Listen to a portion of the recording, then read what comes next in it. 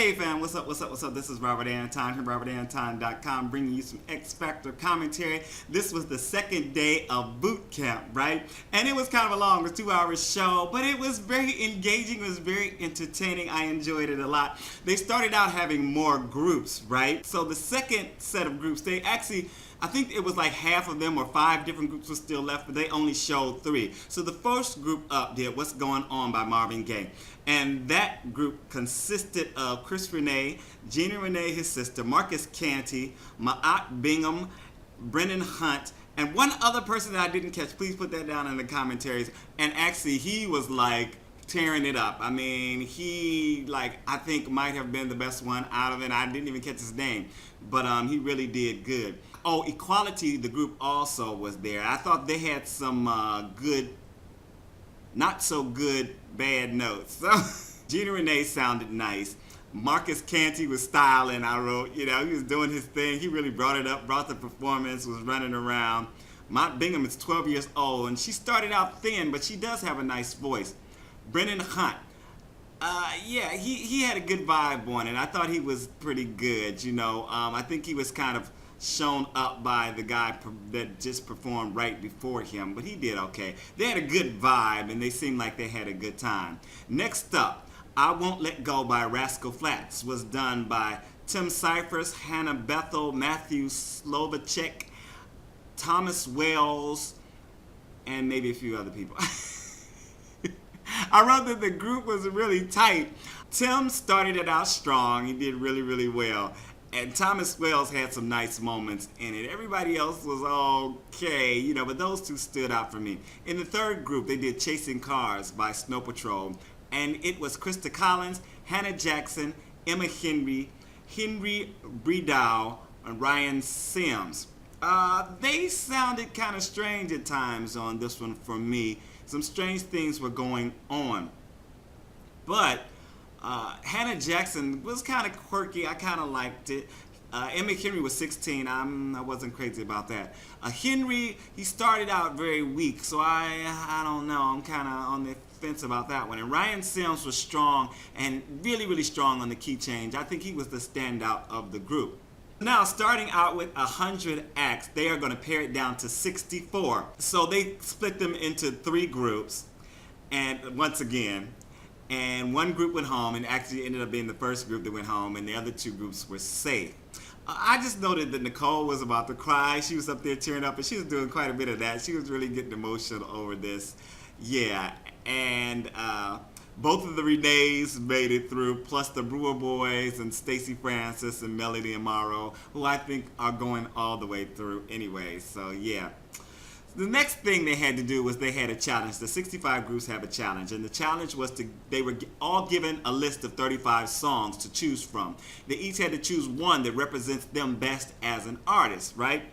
And they were only given 15 hours to prepare, and they were going to do this in front of the judges and a live audience. So first up on the performances was Rachel Crowe, 14 years old. And I wrote that she was really courageous for being first up, but then someone wrote me back on Twitter, they were there for the live show, and she was actually about 20th, so you know that's all in the editing. I think she's a courageous young little lady anyway, and she's sassy, and Simon said, what are you going to sing for? She was like, it's a surprise. Just very cute and sweet and sassy, you know, just all that. And she has a nice voice. She did If I Were a Boy by Beyonce. And I wrote she had a lot of passion, and the voice was great on her highs and her lows. When she started out, it was great. When she went up to the top, it was great. And I thought she wasn't going to hit all those top notes, and she hit them, was on point, was perfect. Audrey Turner was next. She did Ain't No Mountain. And I wrote it was kind of lackluster, and it was very, very rough. I didn't, you know, it didn't have oomph. It didn't have any oomph for me. Budbill did Billie Jean by MJ. It was a very different arrangement. It was kind of slow and strange to me, but I thought his voice sounded really good, and he had lots of colors in it. I don't know if you understand, but he had a lot of different things he was doing. He would go into a little bit of falsetto, and then a little chest voice, do a little this, a little that. So he was making it a little strong, a little soft, so it was very, very good. Lots of colors, lots of flavors up in there. Krajcik did Up to the Mountain by Kelly Clarkson. And I love the timbre of his voice, right? And he gets kind of stiff when he pushes, when he does his top notes. His body gets really stiff, which can't be good. But he had the judges smiling. He had me smiling. Simone Battle was next. She was 22. She did Your Song by Elton John, right?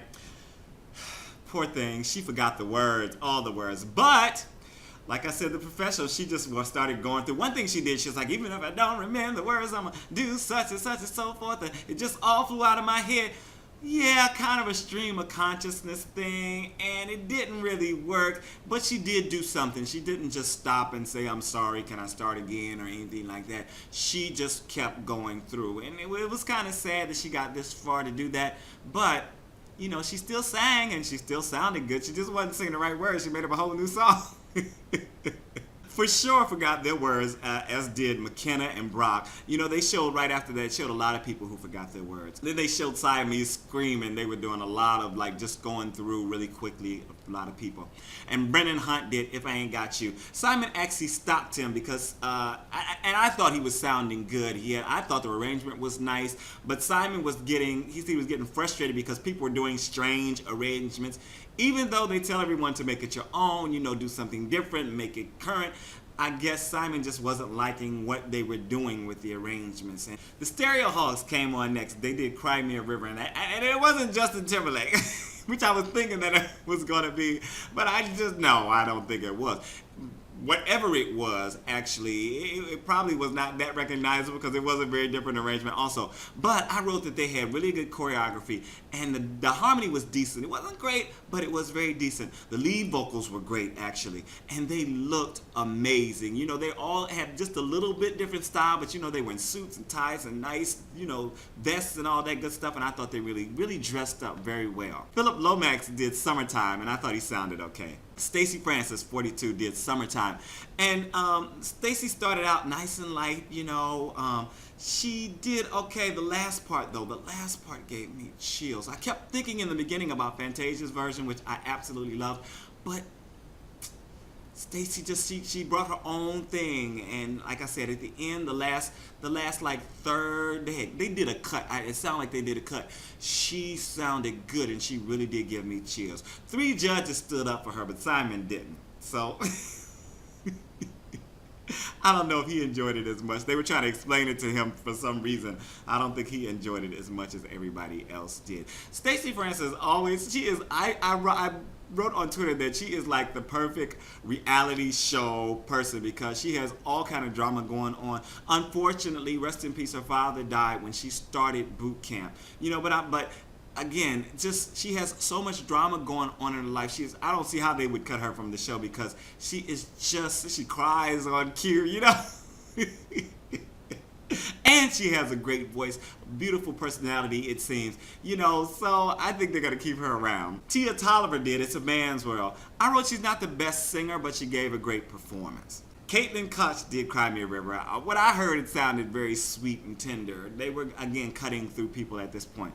Leroy Bell, 59, just have to say, because he looks so good for his age. I hope I look that good when I'm 59. You know, I'm getting there. You know, I got a decade and a half to go, but I'm getting there. I wrote that he has one of those old soul voices that just kind of touches you, like to the bone, you know? He just sounded very, very nice. That voice just moves me. You know when somebody says, "Oh, you got soul. Oh, you really." He really has that. He really has that going on. Next up, they had to do the final cut, and they showed the judges, you know, fighting over everybody. And no, not him, no, this. And what they did to judge them is they split them into their categories: boys, girls, groups, and the over 30s. And they brought them into the stage to tell each who made it, to pull out who made it and who didn't. So what I'm going to do to make this a little short is I am going to skip through who made it, and I'm going to post it in the comments so you guys can read it in the comments. Yeah. The one thing I will say is, before everybody was walking out, right? Everybody was leaving, they had been cut and everything like that. And then they called back some people and they had them come back on the stage and they created 2 new groups from some of the girls and some of the guys. So we'll see who's in those groups the next time around when they go to the judges' houses. Next week is the judges' houses. They'll be going to the judges' houses for mentoring and all that, and they'll be cut in half. Basically, so it'll be down from, 8 per category to 4 per category, and I think then they go on to the live shows, I think. I will tell you who is mentoring which group. Simon is mentoring the girls, L.A. Reid is mentoring the boys, Paula is mentoring the groups, and Nicole is mentoring the over 30s. And Simon is just so funny. He was on a boat in the south of France, you know, when they called him. And he was all like, I'm just happy for whoever gets me because I know they're going to be very appreciative. You know, they're lucky. They're very... He's a good one for the sound bites. He's really good. Are you guys enjoying the show? I really am enjoying it. They're doing just the right amount of talent, the right amount of mess ups, the right amount of, you know, cattiness. Everything is in its proportion, and I'm really enjoying it, and I'm really rooting for quite a few people. So as we go forward, guys, continue to comment. Let me know what performances you liked and what you didn't like. I'm Robert Anton. If you don't know me already, I'm a singer-songwriter. Make sure to check out my originals playlist here on YouTube and also my So You Want to Be a Singer series. All right, peace.